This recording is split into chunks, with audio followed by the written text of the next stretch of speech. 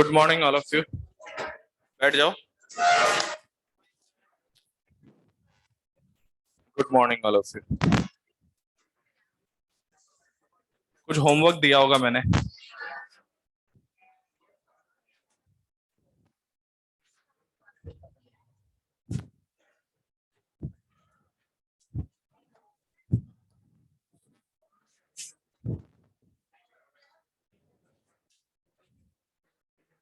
एक शीट होगा किसी के पास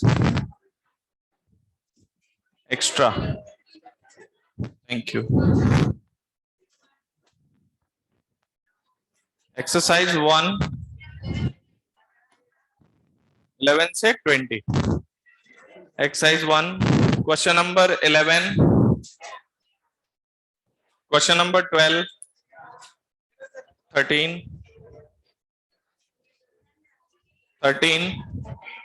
13 में भी डाउट आएगा तो फिर हम क्या करेंगे? आंसर अलग आ रहा है क्या भाई? इसमें ये जो एंगस्ट्रॉम है इसको किस में कन्वर्ट करेंगे आप? मीटर में। तो उसने एच को तो वैसे ही छोड़ दिया, लेकिन उसको किस में रखा है? क्योंकि ऊपर उसने बोला है कि प्लैंक कांस्टेंट किस में यूज कर रहे हैं, तो हमने मोमेंटम भी, तो लैम्डा को हमने ऐसा यूनिट पे रखा। क्लियर है? Next question number 14। डाउट है? कितने लोगों को डाउट है? ईमानदारी से बताना। बहुत दुख की बात है। क्या कह रहा है? 1 सेंटीमीटर थिक आपको सरफेस दिया हुआ है, उसका आपको क्या किया हुआ है? वेवलेंथ बताया, स्टॉपिंग पोटेंशियल बताया, फिर दोबारा उसने वेवलेंथ बताया और स्टॉपिंग पोटेंशियल बताया। तो आपको ये पता है क्या, स्टॉपिंग पोटेंशियल जो है उसको ई से मल्टीप्लाई करने पे के ई मैक्स आ जाता है। तो पहले केस में आपका के ई मैक्स कितना था? वो था ई इंटू वी, और वो है H C by lambda minus 5। यही है। दूसरे केस में हो गया ये E into H C by 2 lambda. इसमें मैं क्या बताऊंगा यार, आप खुद सोचो। इसमें मेरे बताने लायक बचा क्या है? के ई मैक्स आपको ई वी एस पी से पता चल रहा है। इन दोनों को क्या करें? कंपेयर कर लो, आपको 5 मिल जाएगा। Then write the value of 5 is H C by lambda T H. Next question number 15, 16, 16, 17, 17 में डाउट है। अच्छा एक मिनट, 17 कैसे करना है पता है? वैसे तो आपको पता है कि अगर आपको वर्क फंक्शन मालूम है और वेवलेंथ पता हो तो आप क्या निकाल सकते हैं? फोटोन एनर्जी, वहां से के ई मैक्स। तो पहले आपने देखो, आपको उसने पूरा बता दिया कितना, 4.7 इलेक्ट्रॉन वोल्ट, तो 5 है। एक मिनट। और दूसरा आपको इसने इनिशियल लैम्डा 1 कितना दिया? 100। हाँ चलो, जो भी वो दे रहा है, एम या एनएम जो भी है, ठीक है। हालांकि ये एनएम होना चाहिए, इसीलिए कंफ्यूजन आया मुझे लगता है। हाँ तो नैनो, एक मिनट रुक जाओ, बात मत करो, पहले इसको समझो ये मैं क्यों कर रहा हूँ क्वेश्चन। एक बात बताइए, मुझे दूसरे वाले का भी लैम्डा पता है, कितना है? 200 एनएम, और 5 पता है, तो मैं डायरेक्ट भी सॉल्व कर सकता हूँ। लेकिन इस क्वेश्चन में बहुत सारा डेटा है, सही मायने में अननेसेसरी। आपको एक 5 दिया हुआ था और एक लैम्डा दे देता, सॉल्व कर लेते। लेकिन वो पता है क्या चाहता है आपसे? वो ये चाहता है कि पहले जो हमने लैम्डा 1 का वीएसपी कितना दिया, कितना? 7.7। तो यहां से पहले ना फोटोन एनर्जी भी निकलवा रहा है और फोटोन एनर्जी दे भी रहा है। तो अगर हम यहां से सॉल्व करके देखें तो उसने फोटोन एनर्जी दिया कितना? फोटोन एनर्जी वो क्या दे रहा है? 5 प्लस के ई मैक्स। तो 5 कितना है? 4.7, और के ई मैक्स कितना आएगा? चलो, अब ये तो अननेसेसरी वैसे डेटा दिया है, बट क्यों मैं ऐसे कर रहा हूं अभी आपको रीजन समझा दूंगा। अब जैसे इन्होंने, वैसे तो आपको पता है डायरेक्ट ये यूज करते तब भी यही आता हमारे पास, लेकिन बाई चांस मान लो नहीं आता, तो भी क्वेश्चन आपको ये और ये दो डेटा देने का मतलब है कि वो फोटोन एनर्जी आपको बता रहा है कितनी है। समझ में आई बात? तो ये हम इसको क्यों कैलकुलेट कर रहे हैं? अब हम ऐसे कंपेयर करेंगे, अगर लैम्डा 100 है, एनर्जी इतनी है, तो लैम्डा 200 है, तो that energy is half. 12.4 divided by 2 that is equals to 6 point. मैंने ऐसे इसलिए किया, सपोज यहां पर 11.4 ही आ रहा होता तो आपको HC बाय लैम्डा नहीं करके आपको कैसे सॉल्व करना है। क्वेश्चन क्या बोल रहा है कि इस पर इतना है, इस पर इतना है, तो आपको पता है लैम्डा डबल कर दिया तो फोटोन एनर्जी हाफ हो जाएगी। इसलिए मैंने कंपेयर करने के लिए, क्योंकि ऐसा हो सकता है कि उन्होंने 12.4 मतलब 12,400 की जगह कुछ और यूज किया हो। समझ रहे हो मेरी बात को कि 12,400 की बजाय 12,430 यूज किया हो, तो आपको HC की वैल्यू का अंदाजा लग रहा है यहां से उन्होंने HC को क्या माना। इसलिए मैंने क्या किया, पहले फोटोन एनर्जी इनिशियल निकाला और मुझे पता है HC तो सेम रहेगा, लैम्डा डबल करेंगे तो फोटोन एनर्जी आधी हो जाएगी, तो इसलिए मैंने इन दोनों से फोटोन एनर्जी निकालकर उसका आधा किया, क्योंकि हो सकता है उन्होंने कुछ और यूज किया हो, इसलिए इतने सारे डेटा दिए गए हैं हमें। बात समझ गए? तो हमने उसी कंसेप्ट को लगा के 6.2 आ गया। तो अब आपको क्या चाहिए, इसका स्टॉपिंग पोटेंशियल। तो स्टॉपिंग पोटेंशियल है 6.2, 6.2 माइनस 4.7। कितने लोग समझ गए मैंने ऐसे क्यों किया?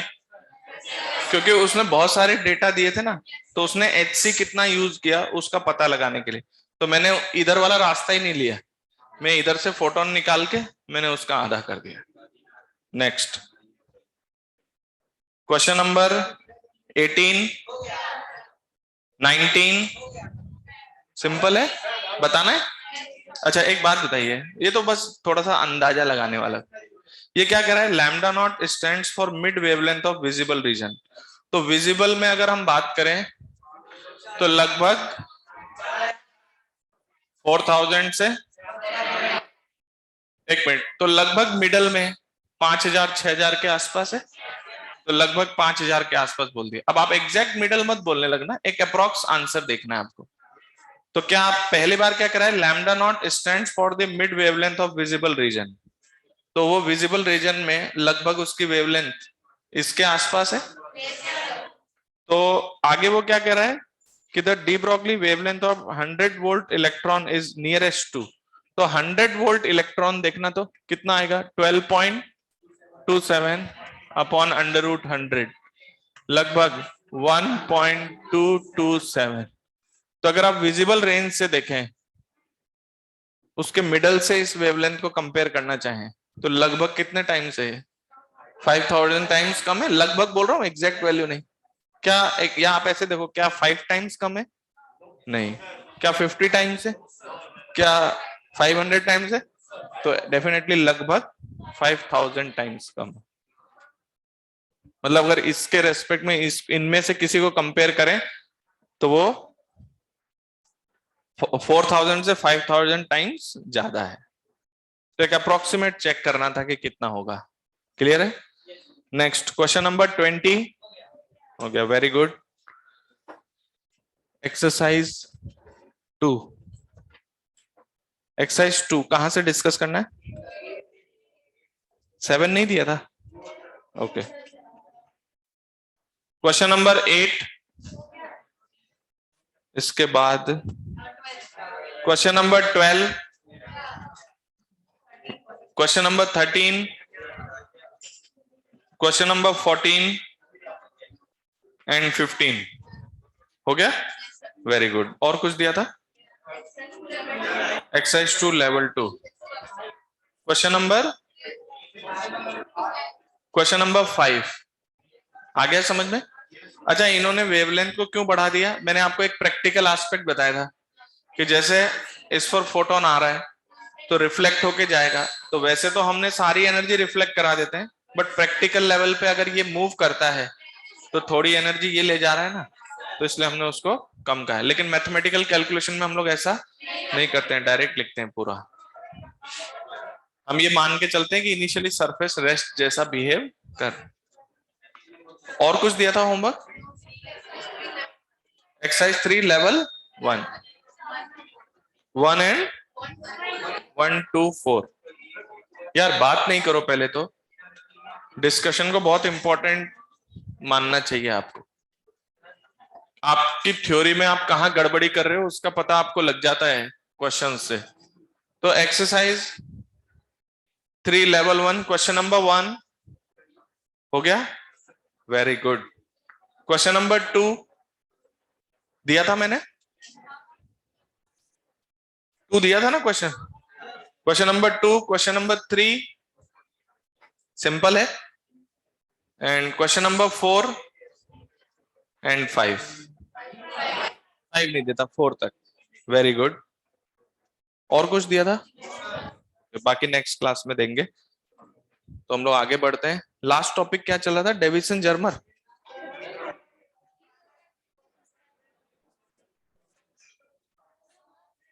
D Broglie wavelength of thermal neutrons.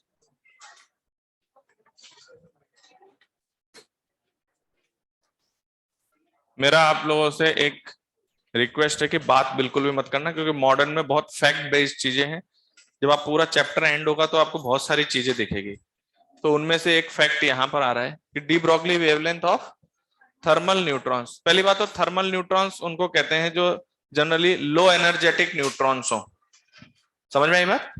हालांकि किसी टेम्परेचर पे दिया हो तो हम डिस्कस कर सकते हैं, बट जनरली थर्मल न्यूट्रॉन्स किनको कहा जाता है कि लो एनर्जेटिक न्यूट्रॉन्स। जैसे कोई न्यूट्रॉन्स हैं बहुत सारे, है ना, और वहां का टेम्परेचर बहुत कम है, तो जैसे आपने वहां पर एक थर्मल एजिटेशन क्रिएट किया हुआ है, तो वो कम टेम्परेचर पर है, तो उनको हम लोग जनरली क्या बोल देते हैं, थर्मल न्यूट्रॉन्स। तो क्या करना है आपको, अगर क्वेश्चन में कुछ भी गिवन ना हो तो थर्मल न्यूट्रॉन्स की kinetic energy K into T लेना है आपको। क्या लेना है, जैसे हमने पिछली बार 3/2 KT लिया था, तो थर्मल न्यूट्रॉन्स में कुछ भी नहीं दिया हो तो K इंटू टी लेना है। तो kinetic energy of thermal neutrons क्या लेना है, neutrons, that is equals to K is the Boltzmann constant and T is the temperature in Kelvin।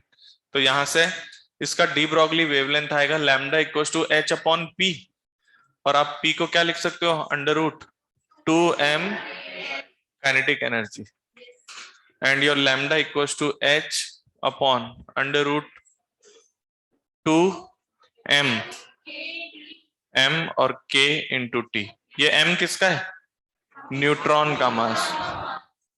समझ में आई बात। बेसिकली वैसे आपके ज्यादा काम ये आएगा कि lambda is inversely proportional to under root T.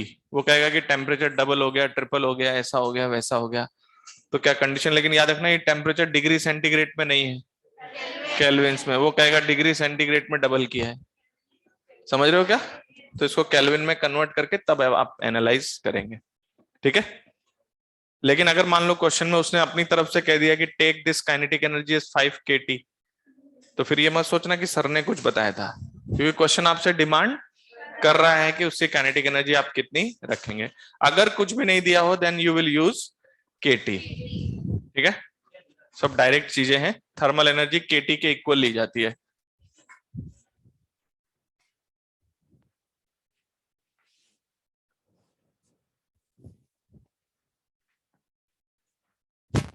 Okay, तो नेक्स्ट हेडिंग डालिए, डेविसन एंड जर्मर एक्सपेरिमेंट।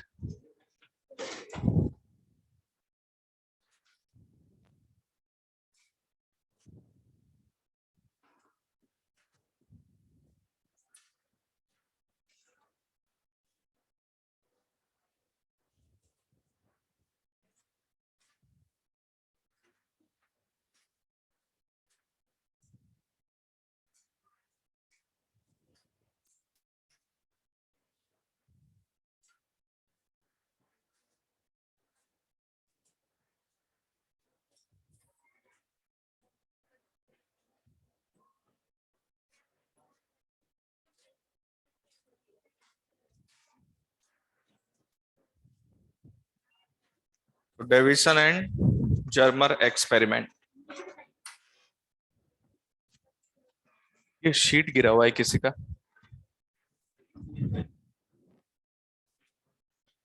हटा दें ये। इसके बाद हम लोग एटॉमिक स्ट्रक्चर पढ़ेंगे ना, पर अभी डेविसन जर्मर में थोड़ा टाइम लगेगा। तो मेरे पास जो डेविसन जर्मर एक्सपेरिमेंट है,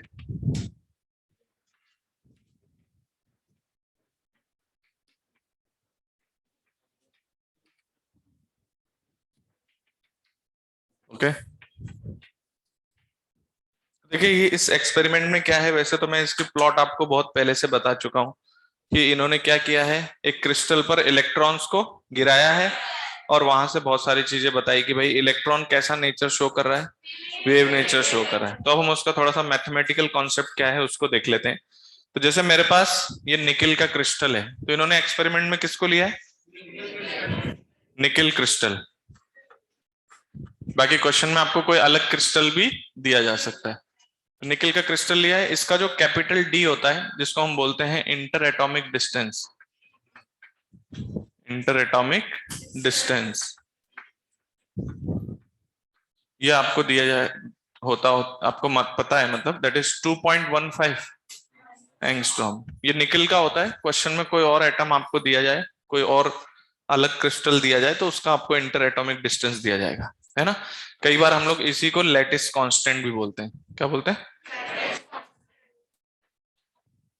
तो इंटर एटॉमिक डिस्टेंस देखिए किस ऑर्डर का है, 2.15 एंगस्ट्रॉम। तो पहले थ्योरी क्या की उन्होंने कि जो एक्सरे वाला एक्सपेरिमेंट था उसी को रिपीट कर दिया, किसके साथ, तो उन्होंने कहा कि यहां से इलेक्ट्रॉन्स गिर रहे हैं, तो इलेक्ट्रॉन को आपने किसी काइनेटिक एनर्जी पे मूव करा के उनको गिराया है, तो ये इलेक्ट्रॉन्स आप गिरा रहे हैं। तो हमने कहा कि this is the incident wave of electron. अब एक्सप्लेनेशन में उन्होंने कहा ना, let the electron is showing wave nature, तो उन्होंने कह दिया कि इलेक्ट्रॉन की वेव आ रही है। अब आने के बाद जो इधर उधर जाएगी, इसको हम बोलेंगे ये स्कैटर हो रही है, यहां से क्या हो रही है, स्कैटर कर रही है। तो जो स्कैटरिंग है वो हर डायरेक्शन में है, लेकिन हमें पता चलता है कि किसी डायरेक्शन में उनके नंबर्स ज्यादा हैं, किसी डायरेक्शन में नंबर्स कम। तो जो मैं आपको एक्सप्लेन कर रहा हूँ ये ब्रेक्स एक्सप्लेनेशन है पूरा एक्सरेज के लिए। डेविसन जर्मन ने डायरेक्ट उस एक्सप्लेनेशन को पिक किया था, ठीक है। तो जैसे ये वेव इधर आ रही है, तो हमने कहा कि ये स्कैटर होके किसी एंगल थीटा पर गया, ठीक है। तो ये एंगल जो थीटा है, इसको हम बोलते हैं this is the angle of scattering, या हम इसको एंगल ऑफ डिफ्रैक्शन भी बोलते हैं। क्या बोलते हैं? क्योंकि ये जो वेव्स आगे जाके जो आगे सुपर इम्पोज करेंगे उसको डिफ्रैक्शन कहा जाता है। क्या कहा जाता है? तो यहाँ पे ये जो थीटा है that is called as angle of scattering और डिफ्रैक्शन, एंगल ऑफ डिफ्रैक्शन। तो ये यहाँ पर आगे जो वेव्स जा रही हैं, तो ये वेरियस यहाँ पर सिस्टम है। तो जैसे वेव इधर से आके इधर स्कैटर की, फिर वेव आगे आके फिर और कहीं से स्कैटर कर रही है। तो यहाँ पर जो हम आपको एक्सप्लेन कर रहे हैं, जैसे ये पर्टिकुलर डायरेक्शन ये है, तो ये सारा एक्सप्लेनेशन किसके अकॉर्डिंग चलेगा, जैसे एक्सरे के लिए था। तो एक्सरे जैसे लाइट है, तो आपको पता है कि जो स्कैटरिंग है उसको कैसे एक्सप्लेन किया था ब्रेग ने। उसने बताया था कि ये जो आपका क्रिस्टल है इसमें वेरियस लैटिस प्लेन्स हैं। क्या है? तो वो लैटिस प्लेन कैसे बनते हैं पहले मैं आपको अलग से समझाता हूँ। ये याद रखना, मैं नहीं समझा रहा हूँ, ये कौन बता रहा है? हाँ, एक्सपेरिमेंटल है सारी चीजें कि कैसे होता है। तो जैसे क्या है, यहाँ पर एटम्स अरेंज्ड हैं। जैसे सपोज एक एटम, फिर डी डिस्टेंस पे दूसरा, फिर डी डिस्टेंस पे तीसरा, समझ रहे हो? तो ऐसे डी डी डिस्टेंसेस पे आपके एटम्स अरेंज्ड हैं। यहां से डी डिस्टेंस नीचे ये है, फिर ये है, फिर ये है, ऐसे। तो इस क्रिस्टल में एटम्स हैं। तो जब उन्होंने एक्सरे का डिफ्रैक्शन कराया था, तो उन्होंने कहा कि भाई एक्सरे जो अलग अलग डायरेक्शन में स्कैटर हो रही है, तो उसके स्कैटरिंग के लिए लैटिस प्लेन्स जिम्मेदार है।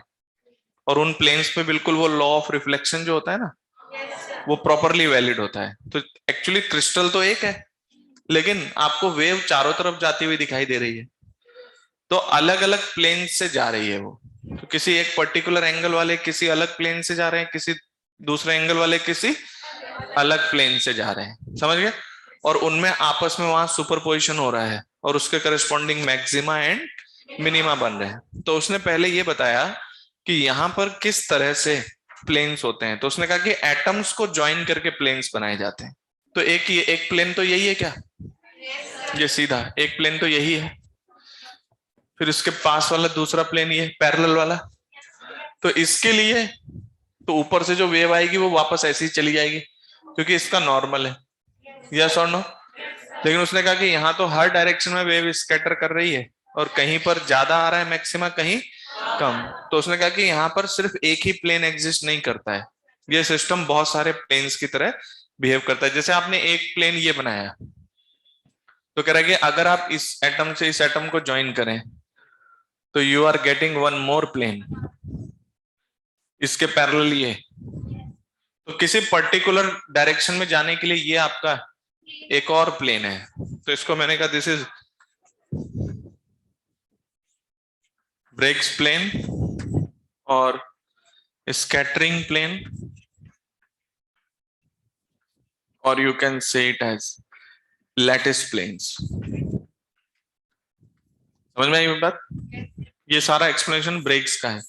उसने बोला कि ये क्रिस्टल बहुत सारे प्लेन्स की तरह बिहेव करता है। जैसे मैंने अभी आपको एक प्लेन तो यही दिखा दिया, येलो वाले, ये एक प्लेन है, फिर दूसरे प्लेन ये हैं, इवन यही नहीं है और भी हैं। अगर मैं इससे एक छोड़ के इसको देखूं तो इसके कंसर्न मेरे पास और एक प्लेन बनेगा, तो इसके करस्पॉन्डिंग इससे,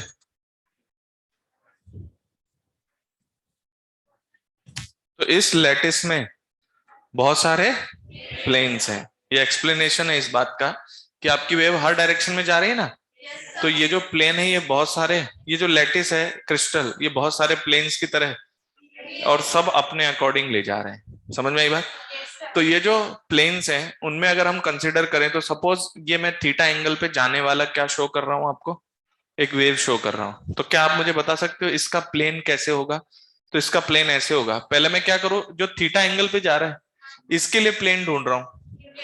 तो ऐसे बहुत सारे, अब जैसे एक छोड़ के मैंने बनाया फिर दो छोड़ के आगे चले जाओ, तो ऐसे बहुत सारे प्लेन्स हैं इसमें। तो उसके कंसर्न अगर मुझे ढूंढना हो कि इस स्कैटर्ड के लिए लैटिस प्लेन कौन सा, तो हम इसके बीच में एक पहले एंगल बाइसेक्टर ड्रॉ करेंगे जो नॉर्मल है, उस प्लेन का नॉर्मल है ये, ठीक है, और इसके परपेंडिकुलर चले जाते हैं। ये लीजिए, this is the lattice plane for this scattering. समझ में आ रहा है? ये इसका लैटिस प्लेन है जो इस स्कैटर्ड के लिए। अब आप इसका थीटा बदलते जाइए, प्लेन भी अपने आप बदलते जाएगा। तो इस पर्टिकुलर एंगल पे जाने के लिए ये वाला प्लेन रेस्पॉन्सिबल है। यस और नो? तो आपको पता चल गया this angle is how much, theta by 2। This angle is also theta by 2, this 90 minus theta by 2। तो इसको हम लोग हाईलाइट करते हैं यहां पर, इसको हमने फाई लिखा। This your phi is called as glancing angle. क्या है ये? जैसे आपको पता है ना कि नॉर्मल के साथ angle of incidence, angle of reflection बोलते हैं, तो उसी का एंगल सरफेस के साथ जो दिखाते हैं उसको ग्लेसिंग एंगल कहा जाता है। तो फाई क्या हो गया? Glazing angle.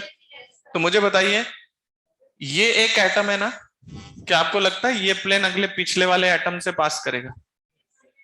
ये एक प्लेन है, फिर इसके पीछे अगले एटम से, फिर इसके पीछे अगले एटम से, ऐसे प्लेन्स पास करते रहेंगे। ये थीटा एंगल पे जाने वाले प्लेन्स हैं। समझ में आई बात?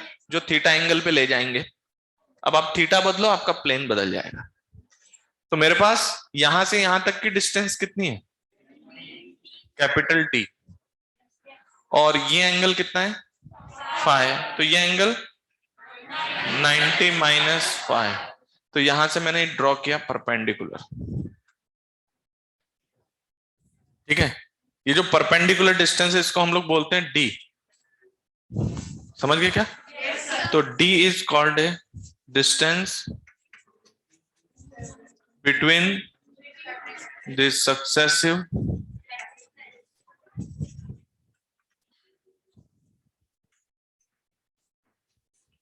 ओके। अच्छा, जरा डी को कैपिटल डी से रिलेट करो, तो ये कैपिटल डी है आपका, ये एंगल फाई है, तो ये 90 माइनस फाई, तो ये एंगल फाई। तो your small D is how much? Capital D cos phi. Capital D is the interatomic distance, दो एटम्स के बीच की डिस्टेंस डी है, उसके करस्पॉन्डिंग किसी थीटा एंगल वाले के लिए फाई होगा, और उस फाई के लिए स्मॉल डी की वैल्यू कितनी है? आप चाहो फाई को नहीं दिखाना, बट कई बार फाई शो किया जाता है, इसलिए मैंने लिखा है। तो जरा बताओ तो थीटा और फाई में क्या रिलेशन है? Two theta, sorry two phi,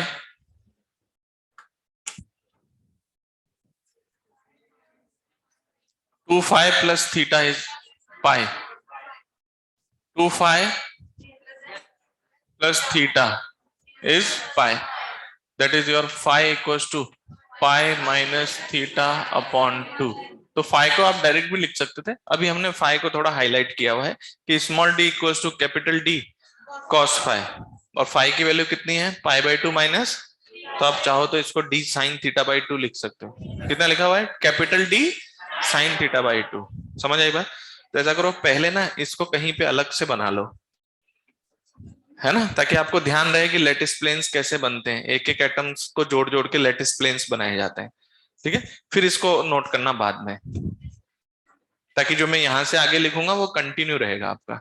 तो पहले वो डायग्राम बना लो उधर वाला। ठीक है,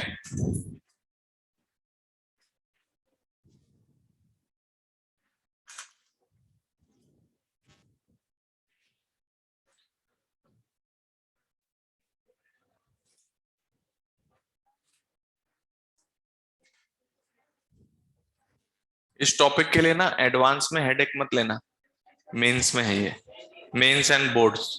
ठीक है, एडवांस में डेविएशन जर्मन नहीं है,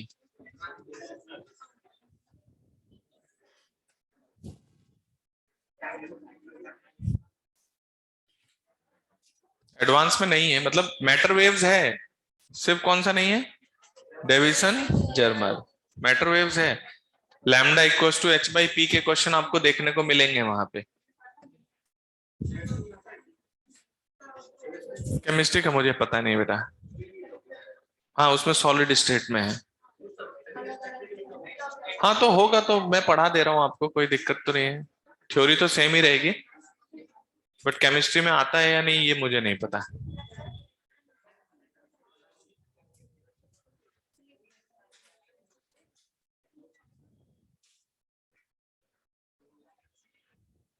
बस इतना बनाना है, ताकि मैं इसको हटाऊंगा, फिर हम भी इस कैलकुलेशन को कैरी ऑन करते हैं।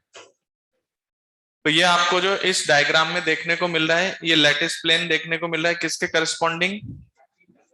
किसी थीटा पर जाने वाले का प्लेन ये है, और उसके दो सक्सेसिव लैटिस प्लेन्स के बीच की डिस्टेंस है कैपिटल डी कॉस फाई। ठीक है, अब देखो, अब हम एक्सप्लेन करेंगे कि ये जो स्कैटरिंग हुई, इस स्कैटरिंग होने के बाद वेव्स आगे डिफ्रैक्शन फॉर्म कर रहे हैं, तो उसकी जो कैलकुलेशन है वो कैसे होती है, वो आपको ऐसे समझना है कि जैसे मेरे पास, इधर देखिए, अभी यही बना रहे थे, ये अभी मत लिखो, ये तो मैं अभी बाद में लिखूंगा, पहले अभी तो यहाँ पहुंचे ना, अभी तो कंप्लीट तो होने दो टॉपिक को। अब देखो, अरे यार बात नहीं, पहले तो थ्योरेटिकल टॉपिक है, अपने आप कुछ नहीं कर पाओगे एग्जाम में, पढ़ा है तो ठीक है, ये तो अपना दिमाग नहीं लगेगा यहाँ। अब क्या हो रहा है, ये जो लैटिस प्लेन्स मैंने आपको शो किए, तो इनका जो डिफ्रैक्शन हो रहा है, उस डिफ्रैक्शन में पार्ट डिफरेंस कितना है? ध्यान से समझना, मैंने इसको सीधा कर दिया है, इसको ऐसे सीधा कर दिया है समझने के लिए, समझ रहे हो? तो इसको ऐसे सीधा कर देंगे, ये दोनों जो आपके ये लेटेस्ट प्लेन्स थे ना, इस प्लेन को मैंने ऐसे घुमा के यहां बना दिया इस जगह पे। क्लियर है? अब आपकी वेव आ रही है इलेक्ट्रॉन की ऐसे, जिसमें ये एंगल आपका theta by two, this angle is phi, ये वेव इधर गई। ओके, तो यहां पर जो ब्रेक्स ने एक्सप्लेन किया कि आपको अगर मैक्सिमा चाहिए, तो उन्होंने बताया कि आप ऐसे जो दो सक्सेसिव प्लेन्स में से जो वेव पास हो रही है उनका पार्ट डिफरेंस निकाल कर, हालांकि सिर्फ दो वेव नहीं है और भी हैं, लेकिन उन्होंने एक्सप्लेन किया था कि आप दो को एस्टिमेट करके क्या कर सकते हैं, उसका जो कैलकुलेशन है उससे पता चल जाता है कि कहां पर मैक्सिमा आएगा। ठीक है, तो जैसे यहां पर दूसरी वेव ये है, इसके पैरेलल आ रही है, इधर जाएगी, समझ गए? तो ये एंगल थीटा बाई टू है, चलो ये आपका स्मॉल डी है, ये स्मॉल डी, तो इसके करस्पॉन्डिंग पार्ट डिफरेंस कितना, तो यहां से आपने परपेंडिकुलर डाला ये, और यहां से आपने परपेंडिकुलर डाला ये, तो ये एंगल कितना है? फाइव। तो दिस एंगल इज 90 माइनस 5, तो दिस इज ऑल्सो 5। तो स्मॉल डी के टर्म में ये आपका डी साइन 5, जैसे वाई डी एस सी में करते थे वैसे यहाँ डी साइन 5, इधर भी डी साइन 5। और ब्रेक्स ने बताया कि आप इन दोनों पार्ट डिफरेंस को अगर आप एन लैम्डा के इक्वल करते हैं तो वहां पर डिफ्रैक्शन मैक्सिमा बनता है। तो कितना आएगा? Part difference is 2d sine 5। 1 minute, एक बार मैं इसको ऐसे लिख रहा हूँ, delta X equal to 2d sine 5। और अगर आप इसको क्या लिखते हैं? N lambda for maxima. समझ आई बात? तो ये बता रहे हैं कि कहां पर इलेक्ट्रॉन ज्यादा पहुंचेंगे, उसकी कैलकुलेशन इस तरह से करना है, 2d sine 5 equal to N lambda. अब अगर हम स्मॉल डी को हटाकर कैपिटल डी लाना चाहें तो मेरा ये एक्सप्रेशन क्या बनेगा? 2d cos 5 into sine 5 equals to N lambda, hence your capital D sine 2 5 equals to N lambda. तो यहां से 2 5 की वैल्यू पाई माइनस थीटा, तो this value can be written as D of sine of pi minus theta equals to N lambda. That means your D sine theta equals to N lambda. ये मैंने आपको बताया था। तो किसी particular theta angle पे आकर थीटा पे जाने वाली वेव के अकॉर्डिंग आपको मैक्सिमा अगर चाहिए तो आपका फॉर्मूला क्या है? D sine theta equals to, आपके पास डी है 2.15 इस क्रिस्टल के लिए, और अगर ये थ्योरी जनरलाइज है तो जो भी क्रिस्टल ये शो करेगा ये उसका इंटर एटॉमिक डिस्टेंस, ये वो एंगल जिस पर आने और जाने वाले के बीच का एंगल। एंड मतलब किसी भी एंगल पे आप नॉर्मल से एंगल बना लो तो उस एंगल पर क्या होगा उसके करस्पॉन्डिंग। तो अगर वहां पर डी साइन थीटा अगर लैम्डा का इंटीग्रल मल्टीप्लायर है तो वहां पर इलेक्ट्रॉन का मैक्सिमम मिलता है। तो ये ब्रेक्स इक्वेशन है, D sine theta equals to N lambda, जहां एन जो है वेवलेंथ है, capital D sine theta equals to N lambda. ये आपको maximum intensity, maxima of electrons के बारे में बताता है। इतनी बात समझ में आई? तो पहले इतना नोट करिए। अब हम यहां से एक्सपेरिमेंटल इक्वेशन ले आए। अब उन्होंने क्या किया, अलग अलग एंगल पे जाके क्या नापा कि वहां पर अलग अलग एंगल मेजर कर लिए कि कहां कहां मैक्सिमा आ रहा है, और वहां से उन्होंने लैम्डा एस्टिमेट किया।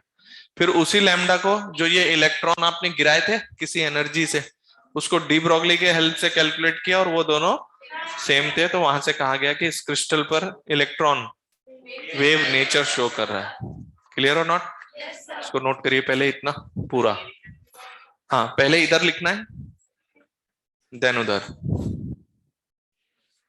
आराम से लिखो पर बात मत करना कोई भी नोट करते वक्त। हाँ, नहीं बनेंगे तो बहुत कुछ, लेकिन हमारे पास मैक्सिमा का एक्सप्लेनेशन है। जैसे आपने डिफ्रैक्शन सिंगल स्लिट पढ़ा है अभी? अच्छा, बाकी है क्या? तो वहां जब आप पढ़ोगे ना तो वहां आपको पता चलेगा कि डिफ्रैक्शन में वहां पर हमने सिर्फ मिनिमा डिफाइन किए हैं किसी लॉजिक से। मैक्सिमा के लिए हम बस एक पर्टिकुलर पोजीशन बताते हैं, लॉजिक नहीं देते। तो यहाँ इसलिए मैं कोई मिनिमा की बात नहीं कर रहा हूँ क्योंकि ब्रेक्स ने हमें डायरेक्ट बताया एक्चुअल में ये दो वेव नहीं है, यहाँ और भी बहुत सारी है। तो इसलिए हम उनकी एक्सपेरिमेंटल बात को मानते हुए आगे बढ़ रहे हैं। उन्होंने कहा कि मैक्सिमा लाने के लिए अगर D sine theta N lambda होता है, तो मैंने कोई लॉजिक उसका नहीं दिया। अगर दो वेव होते तो मैं वाई डी एस सी की तरह एक्सप्लेनेशन बोलता कि एन लैम्डा होगा तो मैक्सिमा 2n+1 लैम्डा बाई 2 होगा। तो बट यहाँ पर दो वेव्स नहीं है, we have plenty of waves for a particular direction. तो आपको बिल्कुल एक्सपेरिमेंट के हिसाब से जैसा वो चलते जा रहे हैं वैसे चलाते जाओ।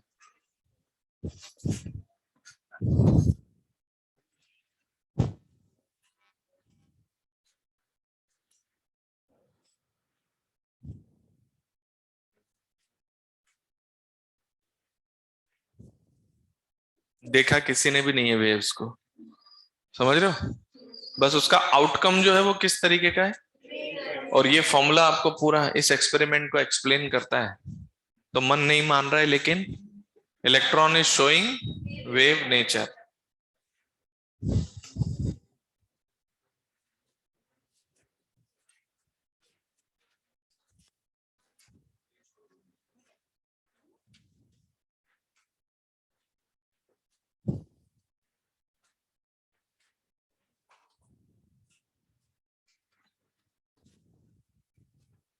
ये थोड़ा सा ना अवे जाता हुआ दिख रहा है, इसको बिल्कुल पैरेलल बनाना।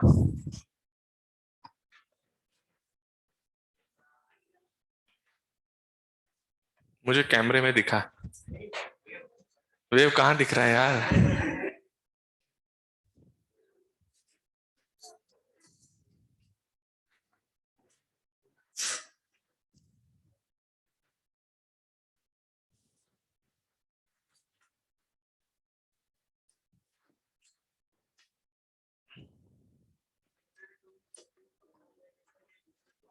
हाँ, तो तभी तो हमने कैपिटल डी रखा है।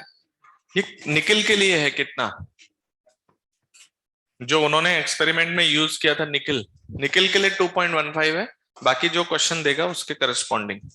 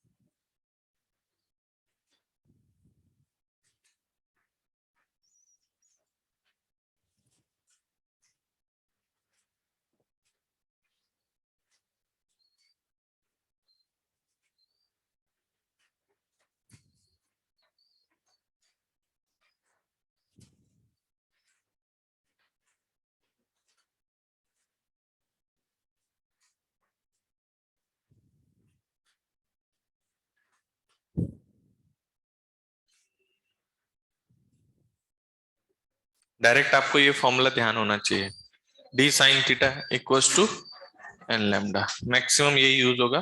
कभी ये यूज होने की कोशिश करेगा तो आप वहां से कन्वर्ट भी कर सकते हो इसको, ठीक है? या ये ध्यान रखना ही है आपको, small D equals to capital D cos phi.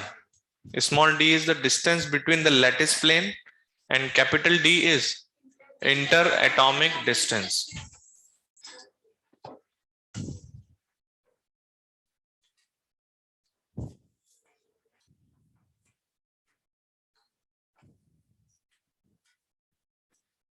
सोचो एक ही प्लेन कितने सारे प्लेन की तरह बिहेव कर रहा है, और हर डायरेक्शन में स्कैटरिंग कराने के लिए इसी क्रिस्टल का कोई प्लेन रेस्पॉन्सिबल है। देखा किसी ने नहीं जाके, एज पर दी आउटकम्स जो फाइनल आंसर्स आ रहे हैं उसको एक्सप्लेन किया जा रहा है उसके बिहाफ पे सारी चीजें। थ्योरी है ये सारी बातें ब्रेक्स नहीं बता दी थी जब उसने एक्सरे के साथ कैलकुलेशन किया था कि इस तरह से लैटिस प्लेन्स बनते हैं। प्रैक्टिकल एविडेंस को थ्योरेटिकल आंसर से मैच किया गया है।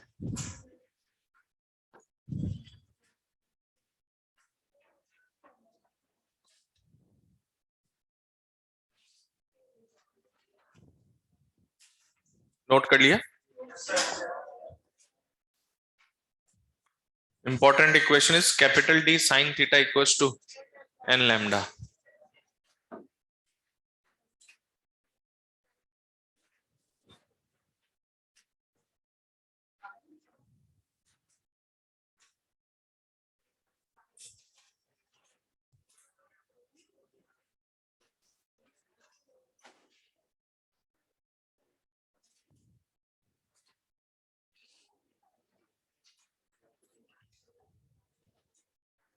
नोट कर लिया होगा?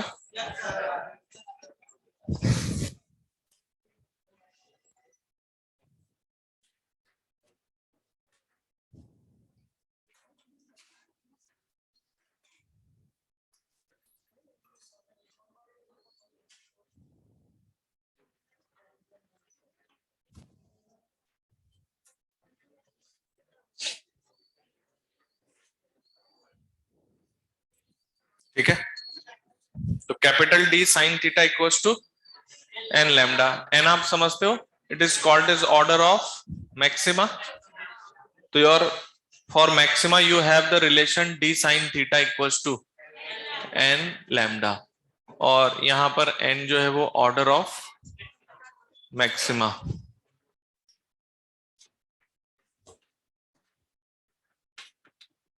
ओके, ठीक है। तो ऑर्डर ऑफ मैक्सिमा से आपको ये पता चल जाता है कि इस पूरे एक्सपेरिमेंट में एक है कि दो है कि तीन है कि चार है, कितने मैक्सिमा है वो आप देख सकते हो। ओके, ठीक है। अच्छा, ये जो किसी पर्टिकुलर एंगल पे बात करेंगे तो एक एंगल पे मैक्सिमा आएगा कि दूसरे पे या तीसरे पे, इस तरह से कैलकुलेशन चलेगी। तो capital D sine theta equals to N lambda. ये एक्सपेरिमेंट किसका था? ब्रेग्स का। अब उन्होंने इसको क्या मान लिया कि let the wavelength is lambda of electron. फिर उन्होंने एक्सपेरिमेंट किया। उस एक्सपेरिमेंट का एक डेटा जो आपसे पूछा जा सकता है, क्योंकि एक्सपेरिमेंट करने वालों ने ये डेटा हमें दिया हुआ है। तो उन्होंने कहा कि experiment was done on nickel crystal. Capital D कितना? 2.15 angstrom. Electrons are accelerated with 54 volt. कितने से एक्सिलेट किया? 54 वोल्ट से। And at theta equals to 50 degree first order maxima is found. एक ही मैक्सिमा था इसमें, first order maxima is found. तो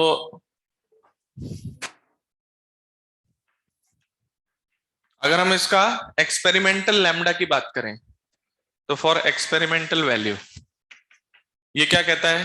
capital D sine theta equals to N lambda. Capital D is your 2.15 angstrom, sine theta sine 50, this is angstrom.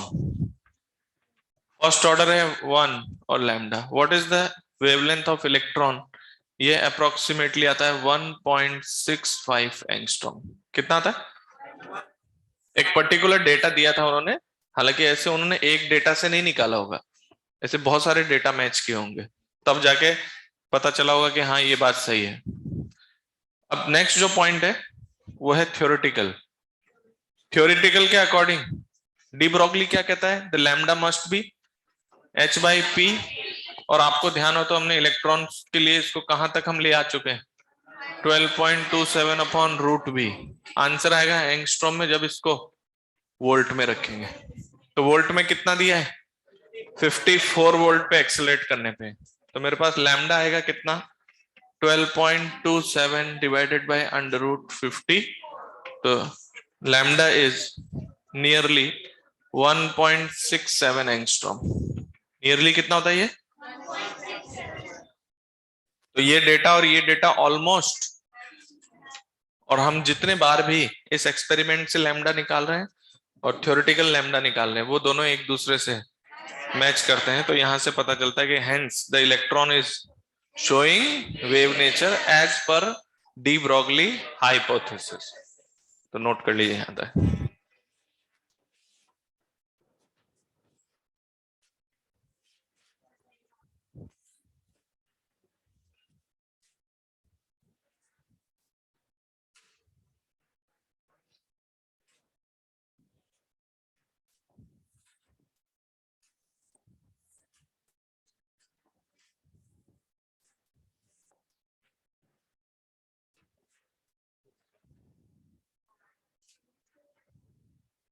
ये experimental data ध्यान रख लेना।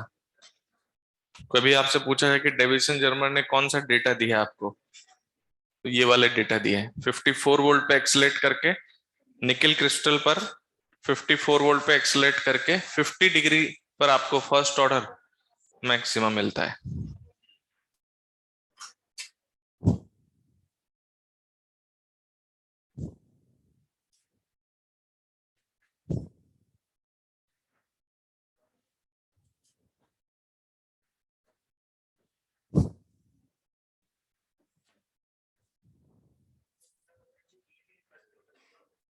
आवाज नहीं आ रही? ये ले लिया ना फॉर्मूला, ये आ गया, ये जनरलाइज कर दिया। जिस पर भी ये डिफ्रैक्शन शो होगा हाँ, इवन अभी आप लैम्डा चेंज कर दोगे तो एंगल चेंज हो जाएगा। इवन आप इलेक्ट्रॉन की एनर्जी बदल दोगे तो बदल जाएगा। उन्होंने आपको एक डेटा दिया है 54 वोल्ट पे 50 डिग्री पे आता है, लेकिन अगर आप एनर्जी बदल देंगे तो एंगल बदल जाएगा उसके करस्पॉन्डिंग। तो ये अकॉर्डिंगली आपका चलता जाएगा।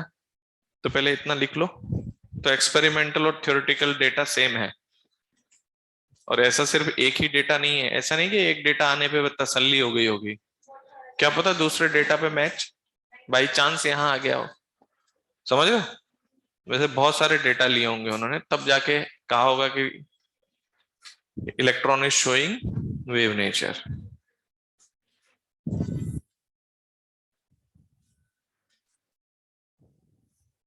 नोट कर लिए?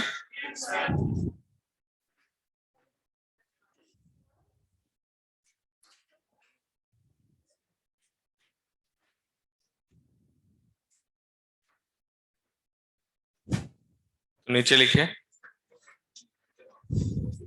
Experimental wavelength and theoretical wavelength, experimental wavelength and theoretical wavelength are found equal, are found equal.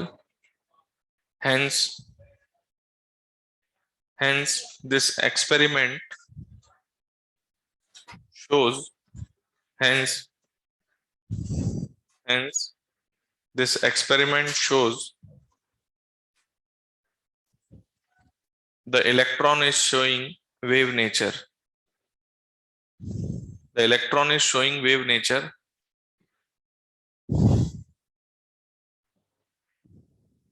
as per de Broglie hypothesis. As per de Broglie hypothesis.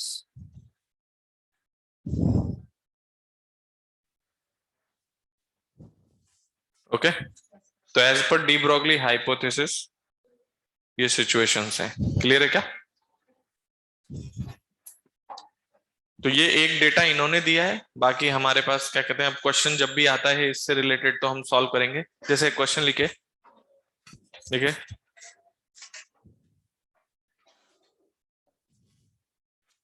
लिखो ऑन अ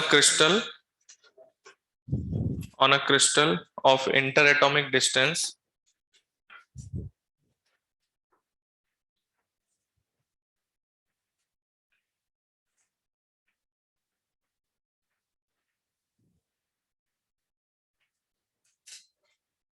इसको 4 से मल्टीप्लाई करने पे यही आएगा, तो देख लो तो यही आएगा। ठीक है, तो लिखो on a crystal of inter atomic distance 4.908 angstrom, 4.908 angstrom. कितना बोला मैंने? 4.908 angstrom. The electrons are incident. The electrons are incident by accelerating with voltage. By accelerating with voltage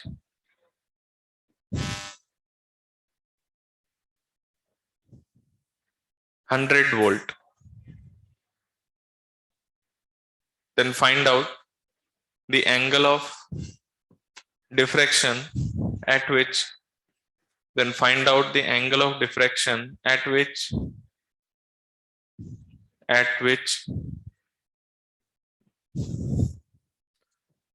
first order maxima, at which first order maxima and second order maxima of electrons are found. First order maxima and second order maxima are found. ठीक है, simple क्या करना है आपको, capital D sine theta equals to N lambda. तो ये आपके पास capital D sine theta equals to N lambda आ गया। तो आपको हम क्या पूछ रहे हैं? एंगल्स पूछ रहे हैं फर्स्ट ऑर्डर के लिए। और तो सबसे पहले जो लैम्डा है वो इलेक्ट्रॉन का कितना हुआ, उसकी काइनेटिक एनर्जी डिसाइड कर देगी। तो वो हुआ 12.27 अपॉन अंडर रूट वी। तो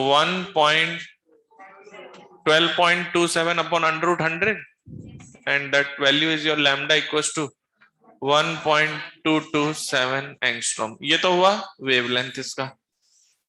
अब आपको क्या चाहिए, एन की वैल्यू। तो एन इक्वल्स टू कितना, D sine theta upon N थोड़ी चाहिए, थीटा चाहिए। तो आपका साइन थीटा कितना होगा, एन लैम्डा बाई डी। तो जरा देखो तो साइन थीटा, एन की वैल्यू रखेंगे हम, लैम्डा कितना है 1.227 और 4.908, ये क्रिस्टल दे दिया मैंने। तो क्या कंडीशन है, sine theta equals to N by 4।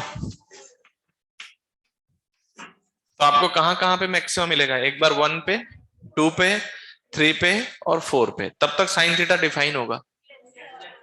लेकिन अगर n इक्वल टू 5 ले ले तो साइन थीटा डिफाइन। तो इस पूरे एक्सपेरिमेंट में टोटल 4 एंगल्स पे मैक्सिमम मिल रहे हैं। अगर हम आपसे पूछे how much maximum order of maxima is over here, that is 4।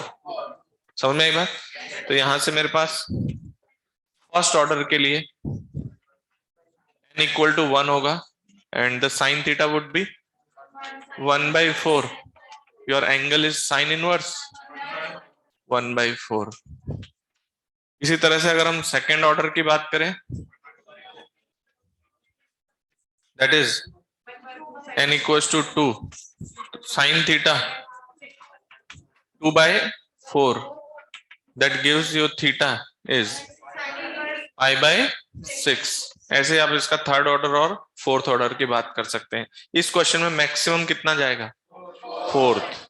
ठीक है, तो मैक्सिमम फोर्थ ऑर्डर तक हम मैक्सिमा की बात कर सकते हैं। फिफ्थ ऑर्डर यहाँ एग्जिस्ट नहीं करता। ठीक है,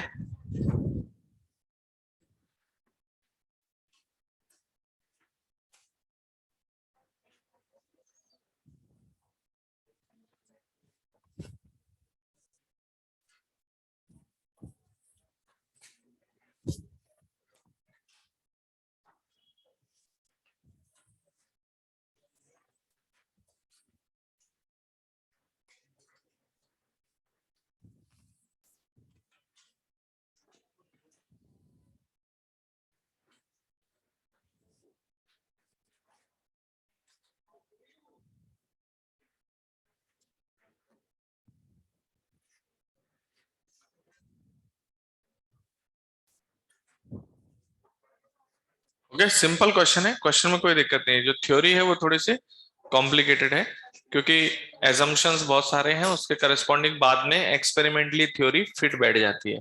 क्लियर और नॉट। नेक्स्ट एक क्वेश्चन लिखो।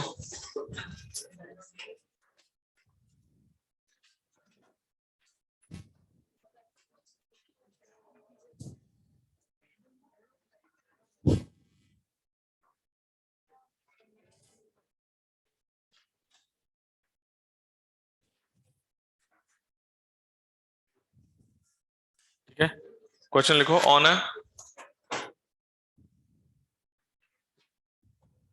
अ crystal of interatomic distance, on a crystal of interatomic distance 2.04 angstrom,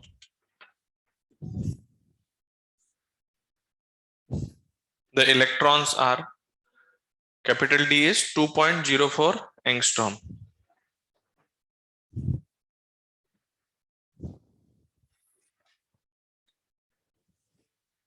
So and electrons are accelerated with v volt and incident on it. Electrons are accelerated with v volt and incident on it. Then find out the voltage with which the electrons are accelerated. Find out the voltage with which the electrons are accelerated so that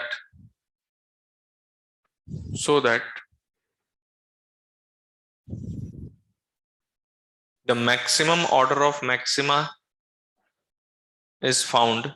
Maximum order of maxima is found 5. पहले इसका मतलब समझो। Maximum order of maxima is found 5। 5 मैं कुछ और बोल रहा हूँ क्या? एक मिनट पहले सुनो, इसका मतलब समझो। मैक्सिमम ऑर्डर ऑफ मैक्सिमा 5 है, तो क्या आप बात समझते हो? n की लास्ट इंटीजर वैल्यू 5 होनी, लेकिन सिक्स एग्जिस्ट नहीं करना चाहिए। लेकिन एक बात याद है ना, सिक्स तक हम जा तो सकते हैं, मतलब आपका n की वैल्यू लेस देन 6 होनी चाहिए और greater than 5, greater than equal to 5, less than 6 होना चाहिए। तो आपको पता है कि आपके थीटा के कंसर्न जो हम बात कर रहे हैं, तो सबसे पहले आपका आंसर किस तरह से जाएगा? आपका कैपिटल डी साइन थीटा किसके बराबर है? N lambda. मतलब एक बात सुनना, जैसे आप लोग YDSC में करते थे, small D sine theta N lambda करके आप एन की सारी इंटीजर पिक करते थे, तो आप थीटा को -π/2 से +π/2 नॉट इंक्लूडिंग, -π/2 से +π/2 नॉट इंक्लूडिंग शिफ्ट करते थे, तो वहां पर आपका एन का रेंज बन जाता था। तो एन की वो वैल्यूज, सपोज वो इंटीजर हो या ना हो, लास्ट वैल्यूज, उनमें से आपको इंटीजर पिक करने होते थे। समझ में आएगा? तो इस क्वेश्चन में क्या है कि हमने जो ऑर्डर ऑफ मैक्सिमा की बात की है, तो that is your D sine theta upon, अब मुझे पता है कि मेरा थीटा कहां से कहां तक वेरी कर रहा है, 0 से 1, यही है ना? साइन थीटा की फिजिबल वैल्यूज ये है, 0 जो है उसी लाइन पर वापस चले जाना और 90 पे जा सकता है एट मैक्स। और आपको पता है आपका ऑर्डर ऑफ मैक्सिमा इस क्वेश्चन में क्या कहा गया? 5 से 6, 5 से, मतलब बोला तो है मैक्सिमम ऑर्डर 5 चाहिए, तो n की वैल्यू एज एन इंटीजर 5 आ जानी चाहिए, लेकिन 6 नहीं आनी चाहिए। तो क्या आप ये बात समझते हो कि ये जो आपका n है, when your theta is maximum, तो n विल बी मैक्सिमम। अच्छा याद रखना, थीटा मैक्सिमम 90 रखने पे ये इंटीजर ही हो कोई जरूरी, वो तो डी और लैम्डा डिसाइड करेंगे कि ये दोनों ये रेशियो इंटीजर है या, अगर इंटीजर हुआ, जैसे सपोज n की वैल्यू 1 रखने पे, थीटा की वैल्यू 1 रखने पे ये 5 आया, तब तो हम कहेंगे एट मैक्स 5 मैक्सिमम है। लेकिन मान लो ये 5.4 आया, तो आपको पता है n की वैल्यू इंटीजर तक कौन कौन सी वैल्यू आ गई? 1 आ गया, 2 आ गया, 3 आ गया, 4 आ गया, लेकिन 5 नहीं आया। समझ में आई बात? एक मिनट, मैंने 5.4 बोला क्या? हाँ, 5.4 बोला तो 5 आ गया, 6 नहीं आया। बात समझ गए? तो हम यहाँ पर हमारे साइन थीटा के करस्पॉन्डिंग अगर डिस्कशन करें तो क्या होगा? अच्छा एक बात ध्यान रखना, यहाँ जीरो एक्सेप्टेबल क्यों नहीं है? वैसे मैंने लिखा तो है साइन थीटा को 0, लेकिन आप सोच के बताओ जीरो एक्सेप्टेबल क्यों नहीं होगा?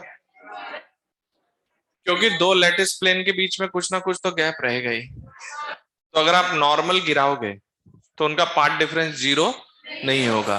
तो यहाँ पे मेरा जो साइन थीटा है वो लेस देन इक्वल टू 1, 0 हम इंक्लूड नहीं कर रहे हैं, तो मेरे पास n मैक्स कितना आएगा? क्या वो d बाई लैम्डा होगा? और इस पार्ट में, इस क्वेश्चन में मेरा जो d बाई लैम्डा है वो ग्रेटर देन इक्वल टू 5 हो सकता है, लेकिन it will be less than 6। तो क्या मेरे पास लैम्डा की लिमिट तैयार हो जाएगी? तो ये 5 से लेके 6 तक कैपिटल डी आपको दिया हुआ है। तो अगर हम लैम्डा की बात करें तो lambda less than equal to D by 5 और लैम्डा इज ग्रेटर देन, यहां से lambda is greater than D by 6। तो आपका लैम्डा पर लिमिट क्रिएट हो गई, कहां से कहां तक? Lambda is less than equal to D by 5 and greater than D by 6। तो अब यहां से आप वोल्टेज पे लिमिट क्रिएट कर लोगे, कैसे? D by 6 less than 12.27 on root V and less than equals to D by, क्या मैं उम्मीद कर सकता हूं आप v की लिमिट बना लेंगे अब?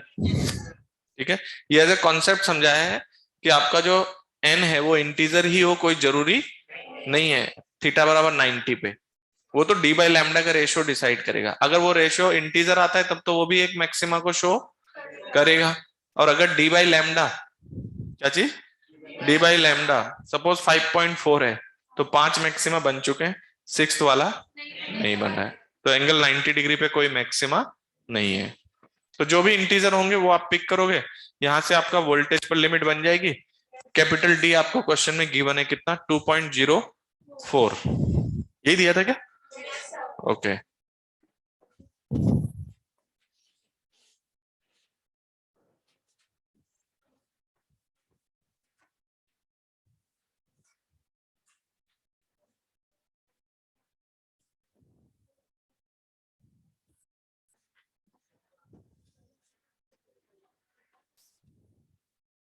ओके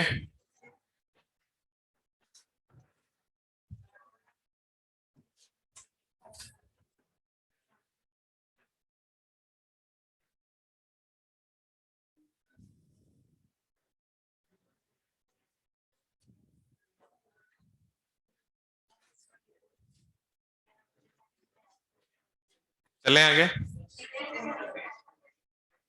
नेक्स्ट, वैसे कंप्लीट हो गया, हम लोग एटॉमिक स्ट्रक्चर पे बात करेंगे। हम कुछ पॉइंट्स है जो मैं आपको बता देता हूं। जैसे इधर सुनो, इस एक्सपेरिमेंट में हमें कैसे पता चलेगा कि भाई कहाँ इलेक्ट्रॉन ज्यादा आ रहे हैं कहीं कम।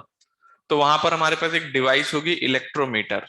क्या होगी? तो वो इलेक्ट्रोमीटर को, जैसे ये आपका एक्सपेरिमेंटल सेटअप है, तो आप क्या करोगे, यहां से इलेक्ट्रोमीटर को ऐसे घुमाओगे, कभी यहां रखोगे कभी यहां। तो इलेक्ट्रोमीटर एक ऐसा डिवाइस होगा जिसमें जो वो इलेक्ट्रॉन्स के नंबर्स को आपको करंट की हेल्प से सेंस करके बताएगा कि यहाँ करंट ज्यादा आ रहा है, यहाँ करंट।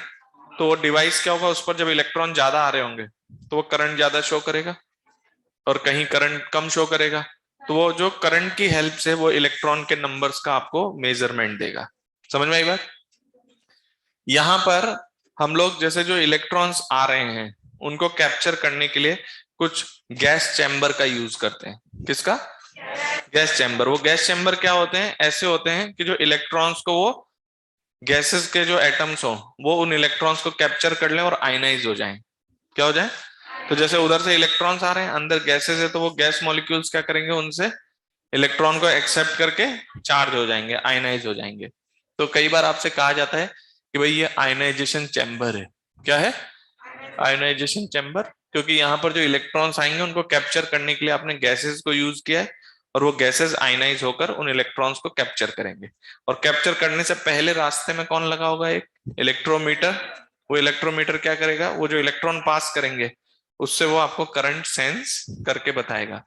करंट जहां ज्यादा होगा हम कहेंगे वहां पर इलेक्ट्रॉन की इंटेंसिटी ज्यादा है, जहां कम होगा वहां इलेक्ट्रॉन की इंटेंसिटी कम है। ओके, तो हम लोग आगे स्टार्ट करते हैं। नेक्स्ट लिखिए, एटॉमिक स्ट्रक्चर।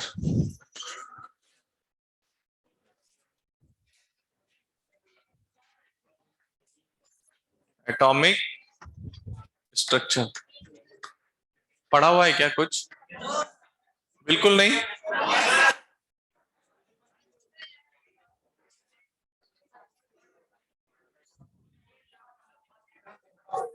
हेडिंग डालिए, एटॉमिक स्ट्रक्चर। हाँ, 11th का ही पूछ रहा हूँ, केमिस्ट्री में पढ़ा हुआ है ना? अच्छा, कोई बात नहीं। अब देखिए, जो एटॉमिक स्ट्रक्चर है, आप लोग इसकी हिस्ट्री तो जानते ही हो कि भाई अगर हम, अरे बात नहीं करो, देखो कम से कम 4 क्वेश्चन भी चला जाता है एग्जाम में इस चैप्टर से, और एडवांस में जब जाता है तो अच्छी तरह से जाता है फिर। तो इसलिए बहुत ध्यान से पढ़ो इस टॉपिक को, स्कोरिंग भी है, क्योंकि बहुत ज्यादा वो आपको इधर उधर ले नहीं जा सकता थ्योरी से। जैसा होता है वैसे ही चलना पड़ेगा। तो आपको फैक्ट पता है तो आप क्वेश्चन कर पाएंगे। तो एटॉमिक स्ट्रक्चर में जो स्टार्टिंग होती है कि भाई एटम कैसा है ना, एटॉमिक स्ट्रक्चर में यही तो है। तो सबसे पहले थॉमसन ने क्या कहा था, प्लम पुडिंग जैसा है, कि atom is like a solid sphere, और उसमें वाटरमेलन के सीड्स की तरह इलेक्ट्रॉन्स एम्बेडेड होते हैं। जबकि प्रैक्टिकली ऐसा कुछ नहीं होता है। तो प्रैक्टिकली ऐसा कुछ नहीं होता है, तो वो थ्योरी आपकी डिनाई हो गई। उसके बाद नेक्स्ट आता है रदरफोर्ड थ्योरी। रदरफोर्ड में पहले एक एक्सपेरिमेंट है, गोल्ड फॉइल पे हमने क्या किया, अल्फा पार्टिकल्स को बम्बार्ड किया, और अल्फा पार्टिकल्स को बम्बार्ड करके वहां अल्फा पार्टिकल्स की स्कैटरिंग को एनालाइज किया गया। तो अगर हम रदरफोर्ड एक्सपेरिमेंट की बात करें, रदरफोर्ड मॉडल में, तो सबसे पहले इधर देखो, बात नहीं करो, आपके पास ये गोल्ड फॉइल है, इसमें आपने क्या किया, मान लीजिए ये आपका, ये गोल्ड का न्यूक्लियस है। ओके, तो इसके चारों तरफ इसको हम लोग ऐसे लिखते हैं तो ज्यादा अच्छा लगेगा कि मेरे पास एक गोल्ड का न्यूक्लियस है, ये उसके एटॉमिक ऑर्बिटल्स हैं। तो ये सामने गोल्ड फॉइल है, उसमें गोल्ड का आपका न्यूक्लियस है, इसके चारों तरफ जैसे 2 इलेक्ट्रॉन है, फिर आगे। तो इसमें आपने किसको बम्बार्ड कराया है ना, अल्फा पार्टिकल्स। तो आपने इधर से अल्फा पार्टिकल्स को भेजा। तो अल्फा पार्टिकल्स क्या होते हैं, न्यूक्लियस ऑफ हीलियम। इस पे चार्ज कितना होता है, +2e। तो ये एक चार्ज पार्टिकल है, ये आगे जाएगा। अब ये गोल्ड फॉइल जो है अगर बहुत हैवी है, मतलब फॉइल, तो इनके कंपैरिजन में ये बहुत हैवी है, तो इसको ऑलमोस्ट हम कैसा कंसिडर करेंगे, रेस्ट पे। तो ये गोल्ड फॉइल रेस्ट पे है और ये अल्फा पार्टिकल्स आ रहे हैं। तो ये अल्फा पार्टिकल क्या होते हैं, इससे स्कैटर करते हैं। तो वो स्कैटरिंग कैसी है, जैसे आप इलेक्ट्रोस्टैटिक्स में पढ़ते हो, एक चार्ज पार्टिकल रेस्ट पे रख के दूसरे पे उसकी तरफ ही फेंका था आपने, तो अगर ये फिक्स्ड है तो ये वाला आके फिर लौट जाता है। अगर दोनों फ्री हैं तो कॉमन वेलोसिटी एक्वायर करते हैं एट मिनिमम सेपरेशन, यस और नो। तो यहां पर जैसे आप ये अल्फा पार्टिकल फेंक रहे हैं, तो जैसे आपने अल्फा पार्टिकल डायरेक्ट इस गोल्ड फॉइल के न्यूक्लियस की तरफ फेंका, तो क्या होगा पता है, ये 180 डिग्री से स्कैटर करेगा। कितने एंगल से, 180 डिग्री से। इसके बाद जैसे जैसे हम ऊपर बढ़ रहे हैं, एक मिनट समझना, ऊपर बढ़ रहे हैं, तो जैसे आप ऑफसेट फेंक रहे हो आप, तो ऑफसेट, ऑफसेट मतलब समझ रहे हो, डायरेक्ट न्यूक्लियस की तरफ नहीं, थोड़ा ऊपर से। तो जैसे यहां पर है, तो ये न्यूक्लियस ये इसको रिपेल करेगा। तो जैसे अभी इस अल्फा पार्टिकल की कुछ वेलोसिटी इस तरफ है, तो अगर हम डायरेक्ट इधर भेजते तब तो ये स्ट्रेट लाइन मोशन होता, लेकिन अभी क्या होगा कि ये ऐसे है ना, न्यूक्लियस इसको ऐसे रिपेल कर रहा होगा, तो रिपेल करने की वजह से इसका वेलोसिटी का वेक्टर ऊपर की तरफ शिफ्ट होगा। तो जैसे जैसे ये पास आएगा इस तरह से, समझ रहे हो क्या, स्कैटर होगा, ये अल्फा पार्टिकल इधर से ऐसे स्कैटर होगा।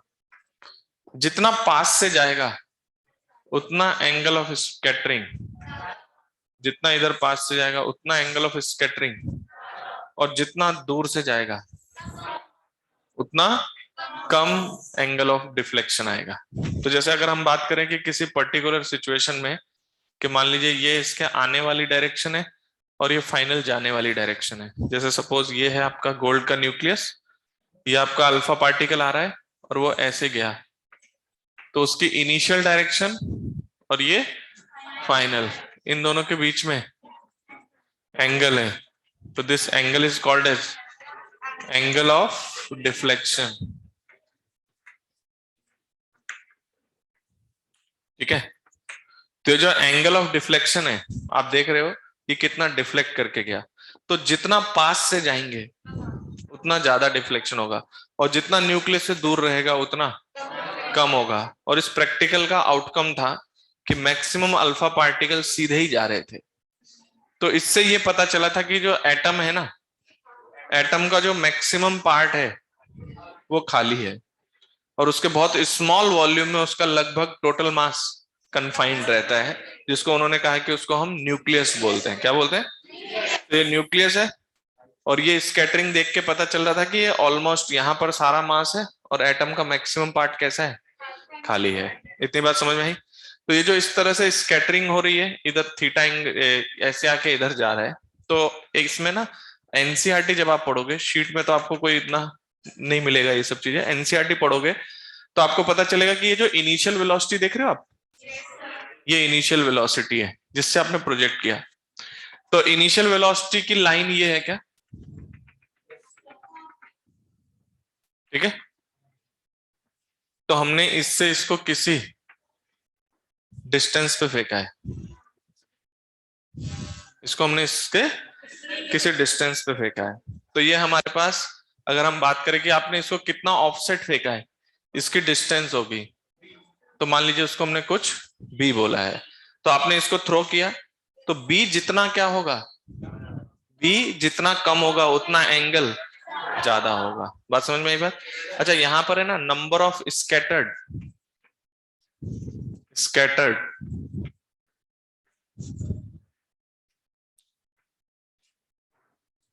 अल्फा पार्टिकल्स, इसका एक कंडीशन गिवन है, that number is inversely proportional to 1 upon sine raise to the power 4 theta by 2। समझ में आया क्या?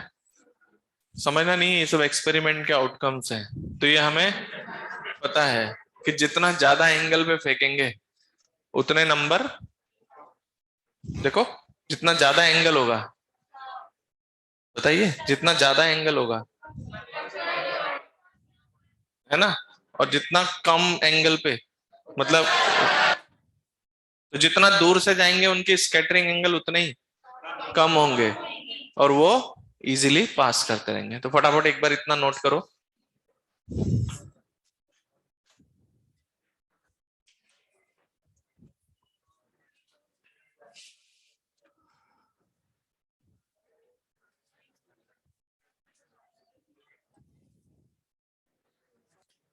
बात मत करो, बात मत करो, बात करके पढ़ोगे तो कोई फायदा नहीं मिलेगा।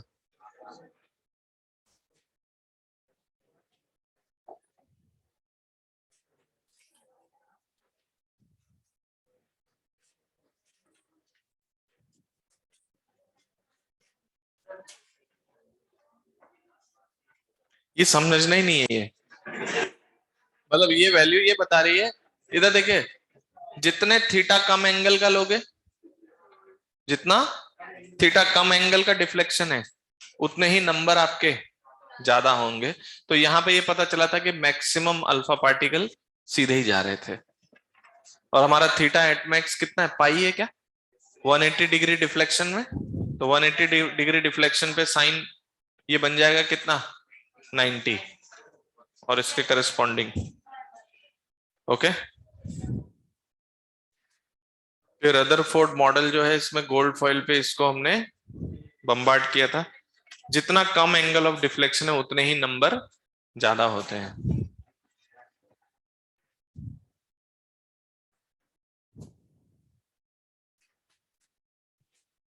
ये 180 डिग्री पे डिफ्लेक्शन दिखा रहा है, समझ आता है?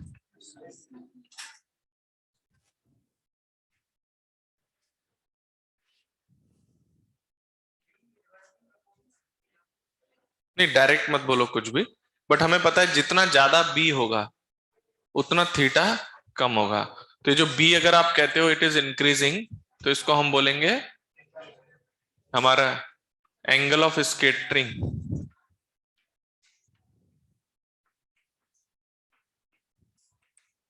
डिक्रीज करेगा। ये जो बी है इसको हम लोग इम्पैक्ट पैरामीटर बोलते हैं। क्या बोलते हैं?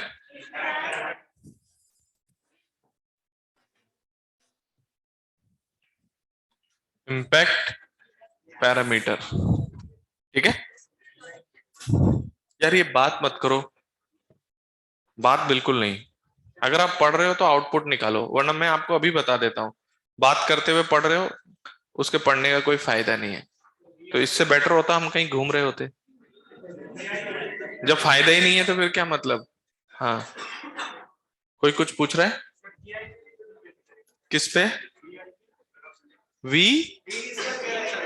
हाँ, ये जो हम जब कैलकुलेशन कर रहे हैं किसी पर्टिकुलर स्पीड पर कर रहे हैं, समझ रहे हो?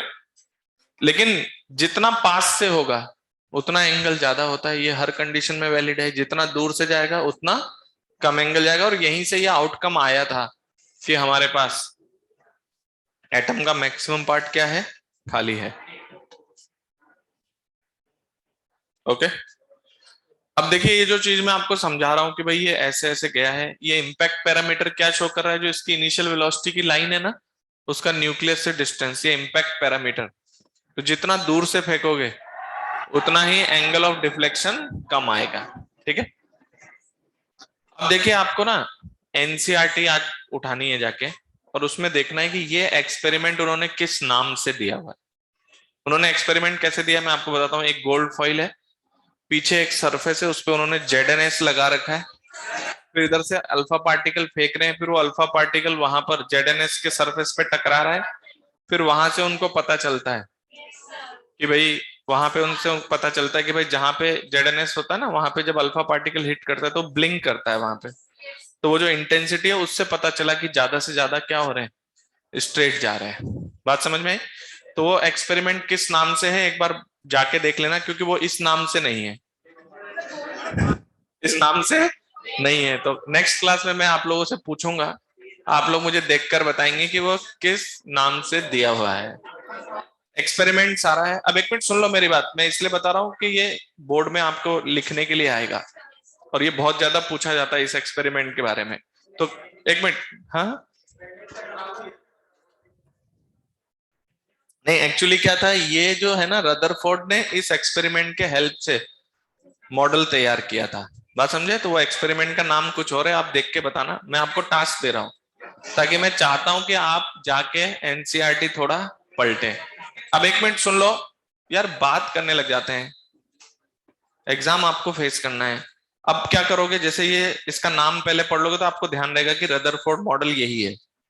अब उसमें हम मैथमेटिकल क्या चीजें वो तो इलेक्ट्रोस्टैटिक से हम समझ सकते हैं। बाकी सिंपल एक्सपेरिमेंट क्या है, एक गोल्ड फॉइल था, उसमें आपने अल्फा पार्टिकल्स को बम्बार्ड किया। अल्फा पार्टिकल क्या होता है, हीलियम का न्यूक्लियस। उसने 4-5 लाइन तो अल्फा पार्टिकल के लिए लिखी हुई है कि भाई हीलियम ऐसे ऐसे होता है, इसमें से 2 इलेक्ट्रॉन निकल जाएगा, ये चार्ज आ जाएगा। तो अल्फा पार्टिकल क्या है, हीलियम में से 2 इलेक्ट्रॉन निकाल दो तो ये अल्फा पार्टिकल बन जाएगा। अब देखिए जब ये सारे आ रहे हैं तो यहाँ पे पीछे एक अरेंजमेंट लगाया हुआ है, वो डायग्राम आप ध्यान रखना किस तरीके का दिया हुआ है एनसीईआरटी में। ऐसे डायग्राम है, सामने आपका गोल्ड फॉइल है, इधर से प्रोजेक्टर लगा हुआ है, और फिर उधर सामने सरफेस पर जेडएनएस लगाया हुआ है, तो वहां पर वो ब्लिंक कर करके, स्पार्कलिंग करके, हाँ ये रहा। हाँ वेरी गुड, अभी ढूंढ निकाला इन लोगों ने। तो देखो, तो ये जो एक्सपेरिमेंट है, एक मिनट ताली बाद में बजाना जिस दिन कुछ बन जाओ।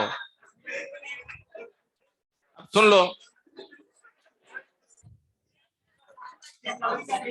अब सुनो, मेरी बात सुन लो पहले, क्योंकि ये इंपॉर्टेंट है, कई बार बोर्ड में आता है डायरेक्ट, इसलिए मैं बता रहा हूँ, वरना अब तक तो मैं आगे बढ़ गया होता बोर थ्योरी पे, क्योंकि वहां से हमारा मेन चालू होता है।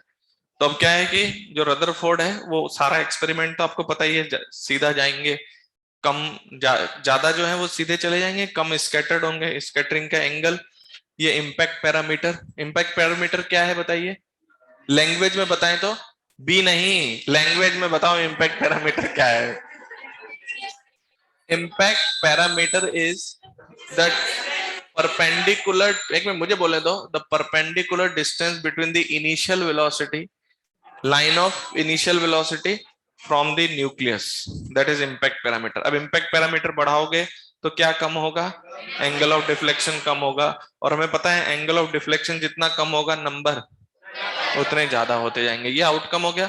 अब उसमें आपको थोड़ी देर उस एक्सपेरिमेंट में उसका डायग्राम अच्छे से बनाना है, पीछे बताना है जेडएनएस लगा हुआ है, उस पे आके अल्फा पार्टिकल टकराएगा, तो अल्फा पार्टिकल के पास कुछ एनर्जी होगी, फिर वो एनर्जी उसको इम्पार्ट करेगा, उससे वो आपको फ्लोरोसेंस प्रॉपर्टी देगा, तो वहां से ब्लिंक करेगा, तो उससे उनको पता चला कि भाई इस तरह से।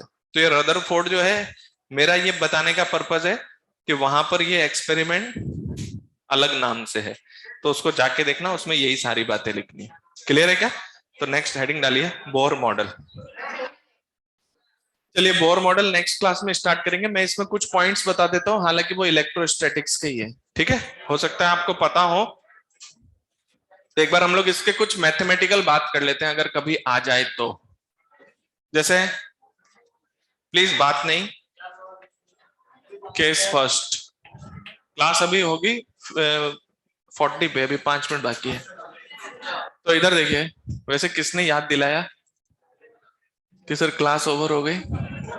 एग्जाम में इन्विजिलेटर भी याद दिलाएगा, बेटा टाइम ओवर हो गया है।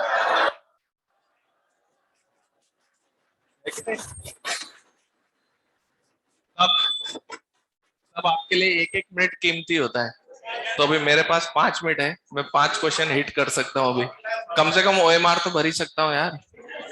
फिर अब इधर देखो, 1 मिनट, अब प्लीज बात नहीं है ना, ये थ्योरेटिकल चीजें हैं, और ये सब बहुत ज्यादा पूछा जाता है। ये फिक्स्ड है आपके पास, ये फिक्स्ड मतलब this will remain at rest, और alpha particle is bombarded, mass of alpha particle, suppose इसकी काइनेटिक एनर्जी कुछ के अल्फा है, ओके। जब आप इसको डायरेक्टली इसकी तरफ प्रोजेक्ट करेंगे, तो अब मिनिमम सेपरेशन कब आएगा, अगर ये फिक्स्ड हो तो मिनिमम सेपरेशन तब आएगा जब ये रेस्ट पर आएगा मोमेंटरली और यहीं से वापस लौट जाएगा। तो this is its R minimum. अब मान लीजिए आपको गोल्ड फॉइल देता है या कोई भी देता है, तो उसके न्यूक्लियस पे चार्ज प्लस जेड, इसमें जेड नंबर ऑफ प्रोटॉन्स है, तो जेड इस पे चार्ज है, इस पर charge plus 2e alpha particle. ऐसा पूरा हम लोग इलेक्ट्रो में करते हैं। अब इधर से इधर आने पे सिस्टम का मोमेंटम कंजर्व होगा क्या? नहीं होगा।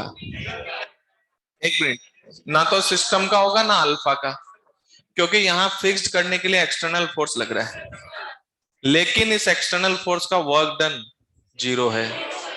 इस एक्सटर्नल फोर्स का वर्क डन जीरो है। क्यों? क्योंकि जिस पर लग रहा है उसका डिस्प्लेसमेंट नहीं है। तो इस वजह से इस सिस्टम में work is only done by the electrostatic force. तो that means the energy conservation is applicable, but conservation of momentum is not applicable. तो conservation of energy, what is initial kinetic energy equals to final kinetic energy plus final. तो ये जो throw कर रहे हैं, this is given as very far away. Okay, तो क्या करेंगे? Kinetic energy initial is k alpha plus initial potential के Q1 Q2 upon R tends to infinity. Final kinetic energy and K, ध्यान देना, प्लस एज पर साइन अपॉन R। तो जो आपका R मिनिमम है ना, आप इसके कैलकुलेशन ऐसा यूनिट में कर सकते हो। तो के मैं ऐसे ही छोड़ रहा हूं, क्वेश्चन में जो दिया होगा उसके करस्पॉन्डिंग के अल्फा। अगर आपको उसकी वेलोसिटी दी है तो half M alpha V square कर सकते हो। एम अल्फा अप्रोक्सीमेटली 4 AMU लेना है। कितना? अप्रोक्सीमेटली। तो यहां पर ये आपका जो आर मिनिमम है, इसको बोला जाता है distance of closest approach. Distance of closest approach. Approach समझ में आया क्या? अगर मान लो आपका न्यूक्लियस फ्री होता तो वो भी मूव करता। तो अगर न्यूक्लियस फ्री होता तो suppose your nucleus plus ZE mass MN, 1 minute, ये फ्री है और you have thrown directly towards it. This is something K alpha, its velocity is V alpha, mass M alpha, charge plus 2e. At minimum separation their velocity becomes same. यही ना? तो distance of closest approach चाहिए R minimum.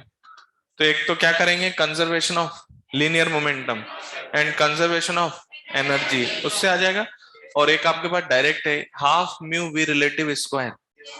अगर ये separation large हो तो, क्योंकि centre of मास की वेलोसिटी नहीं बदल रही है, तो half mu we relative square is the kinetic energy with respect to centre of mass, and half m total VCM square is with respect of centre of mass. तो of centre of mass change नहीं हो रहा है। तो initially जो centre of मास के frame में kinetic energy है, that is finally converted into electrostatic potential energy. या फिर वैसे नहीं करना चाहते तो डायरेक्ट दो इक्वेशन है आपके पास, m alpha v alpha equals to m alpha plus mn into v, यही ना? v आ गया।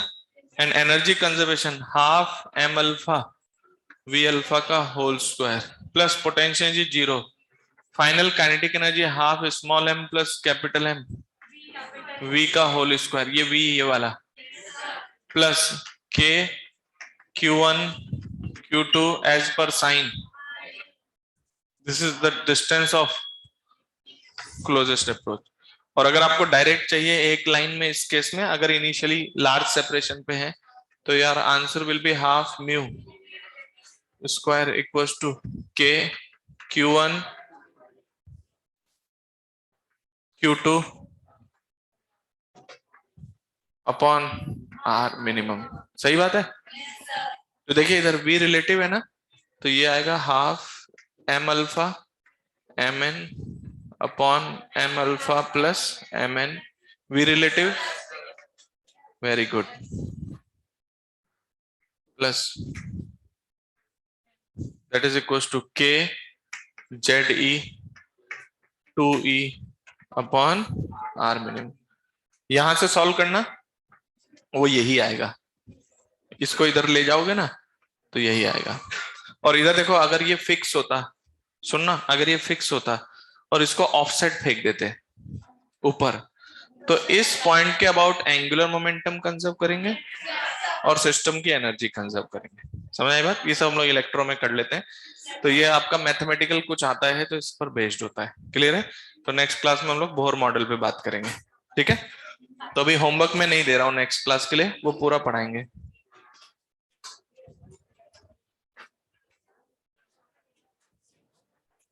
Okay, thank you.